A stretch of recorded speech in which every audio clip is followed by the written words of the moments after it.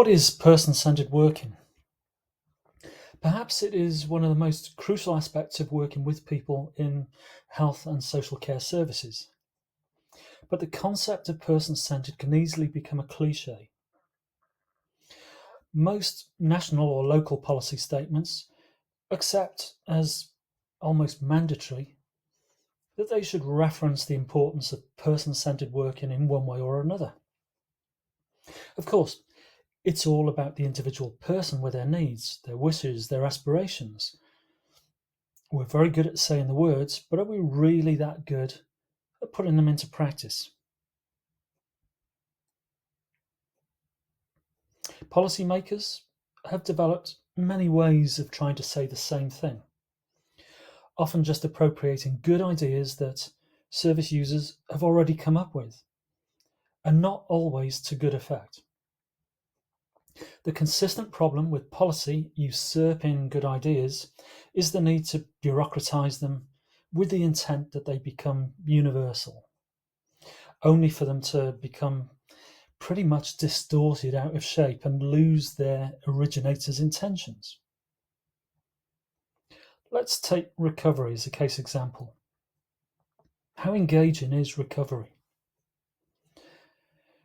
It is a process whereby people can begin to rebuild their own lives after or alongside the devastating experiences of illness or disability, and to do it in ways that make sense to them personally. The challenge is one of finding positive and hopeful responses to what they have personally experienced.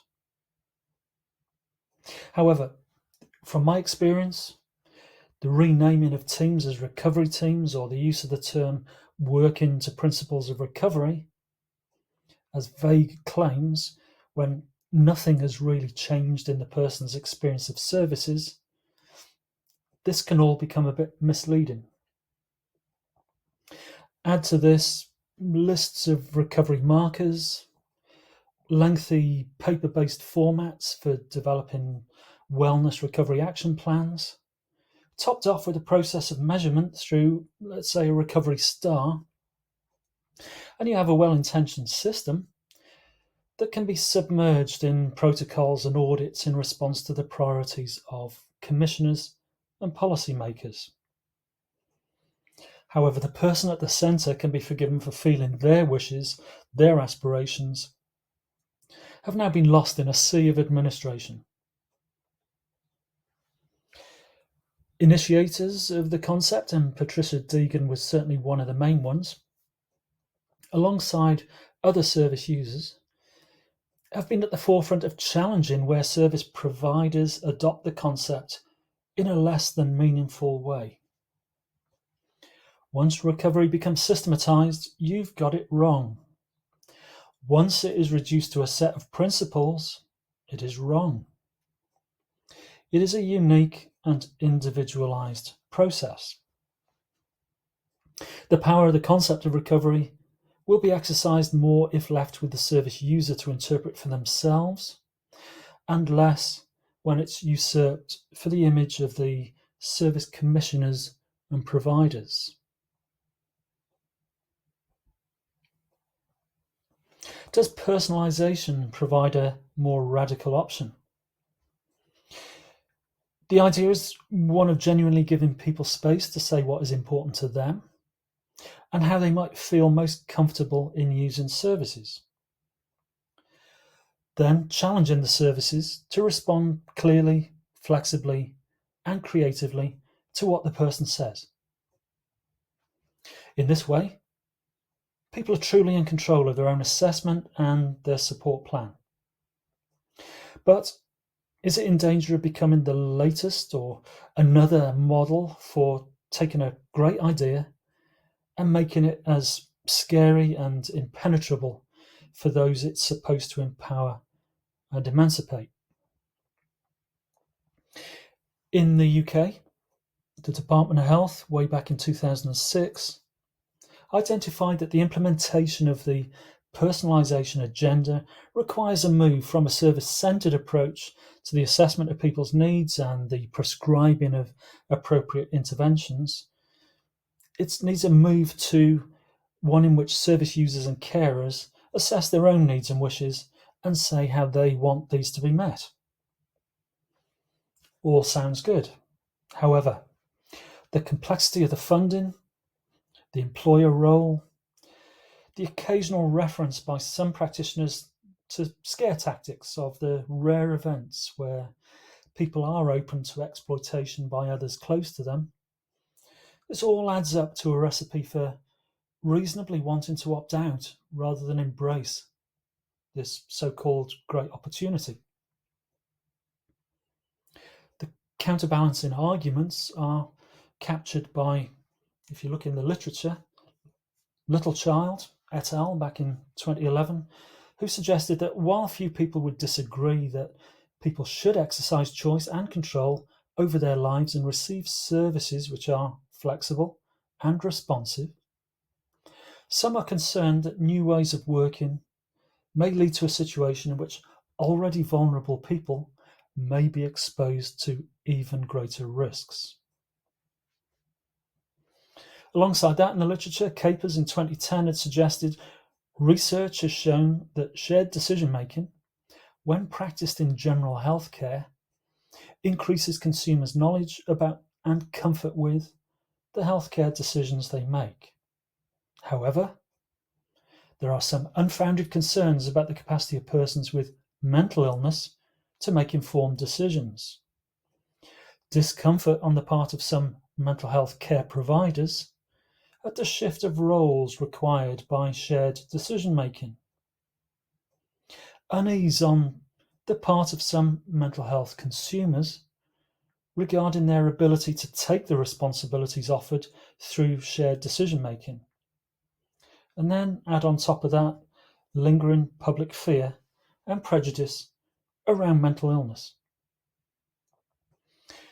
Well, I'd say if we genuinely want to work in more person-centered ways, the task should be one of maximizing the positive reflections stated in the last few minutes and challenging the complexities and the prejudices that could easily undermine its achievement. What does reablement mean?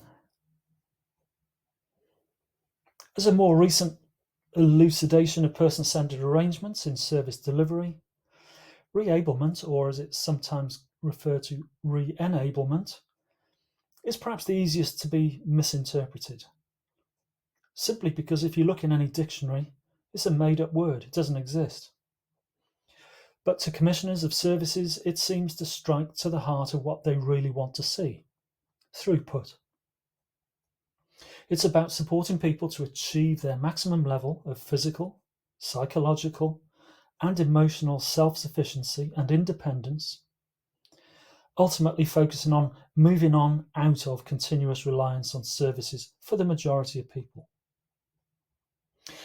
In this way, it's nothing new. It's what occupational therapists have been about since their inception during the interwar years of the 1920s, 1930s. It perhaps suffers in the analysis of person-centered practice in that it comes with dictated timescales for achieving the goals to enable discharge on from services. It carries heavy connotations of doing to, underpinned by commissioning and audit pressures to meet targets for service delivery. And the idea of negotiated goals is still, doesn't fit neatly with a egalitarian notion of the service user being in control and dictating the agenda. What is person-centered planning? Where does that fit in this overall picture that I'm presenting here? As with recovery, the concept of person-centered planning emerged from the US in the mid to late 1980s, but it was specifically linked to learning disability services. The title is very promising in any analysis of person-centered practice, and the evidence for being creative is definitely there in terms of the means of review that have accommodated profound communication difficulties. This evidence bodes well for a model of good practice. There have been numerous examples of using pictorial and social means of communication as a focus for reviewing actual progress. However, critics, including some learning disability practitioners, point to a process that raises false expectations in people of things they can't achieve or needs that services can't meet. They paint a glass half empty view of person centered planning, whereas the real challenge for genuine person centered practice could be to marry the glass half full with open discussions of how to accept and work with this tension between what is real and maybe what is ideal.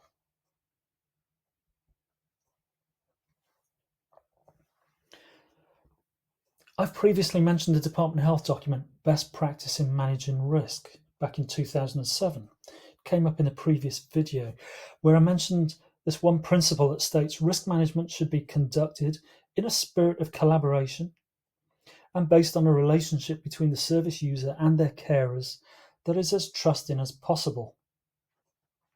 In essence, this principle challenges practitioners to attempt to engage people at the earliest possible stage in discussions of risk history and of potential further risks. Whereas the experience of the vast majority of people in contact with services is that risk assessment is done on them, not with them. They're presented with a picture of them at their worst, whether they agree with the assessment or not. Furthermore, risk information will carry a great stigma, and it sticks as the headline description of who you are as a person. This is hardly a good starting point for either good working relationships or the idea of person-centered practice. Anecdotally, many practitioners find risk to be an area less amenable to a notion of person-centered control. They look to the emergence of safeguarding, whereby the focus is more on the vulnerabilities of people as evidence for a practitioner-led risk assessment and management. They're quick to explain that some service users lack mental capacity and insight to engage in an assessment of risk. And some service users are in denial of the evidence-based reality of what they've done previously in their own lives. This will be the case in some instances, and there are also the undeniable professional judgment calls that need to be made that engage in a discussion with someone about risk is likely to elevate the potential for further risk. All of these are considerations that need to be taken into account in the complex processes of engagement and assessment that underpin good quality, person-centered care and support. However, these should not be used as a means of denying many people the genuine opportunity to inform and control the whole discussion of risk. I would say that the most important question should be, how do we involve people, not whether we should involve people.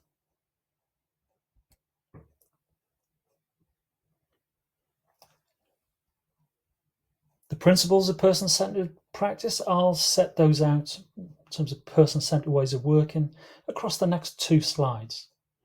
And they bear a significant resemblance to the strengths-based principles, which will be articulated more in Module 4, working with strengths. We must focus on what people can do, recognize their own expertise in the experience of their own lives, encourage them to find their own personal, creative solutions, rather than perhaps relying on our off-the-shelf, generalized prescriptions. Recognize and celebrate their own learning and their capacity to change things. Encourage practitioners to accept and respect people's genuine decision-making processes. Recognize that trusting working relationships are at the basis of enabling person-centered working, and that local communities have more to offer for individuals than the limited service-centred facilities. In summary, a person-centred approach is where the person is placed at the centre of the service and treated as a person first. The focus is on the person and what they can do, not their condition or disability. Support should focus on achieving the person's aspirations and be tailored to their needs and unique circumstances.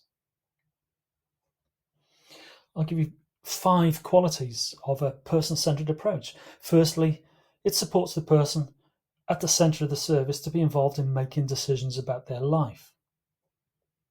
Secondly, it takes into account each person's life experience, age, gender, culture, heritage, language, beliefs, identity. Thirdly, a person-centred approach requires flexible services and support to suit the person's wishes and priorities. Fourthly, this approach is strengths-based, where people are acknowledged as the experts in their own life with a focus on what they can do first, and that any help that they need comes second to that. Fifth and final, a person-centred approach includes the person's support networks as partners. A person-centred approach should support and enable a person to build and keep control over their own life. So as I draw this video to a close, I just want you to reflect on the main messages set out in this presentation, and then read 2 PDF documents located in the resources associated with this module. Firstly, engaging people in the process of working with risk. This will set out 6 considerations that are risk specific in how we should involve people in this sometimes challenging area of their lives. And then check out the document entitled Reflective Questions, which lists a range of questions for you to benchmark your own practice. And finally, give some thought to what you can change in both your own practice and also maybe that of the team that you're working in.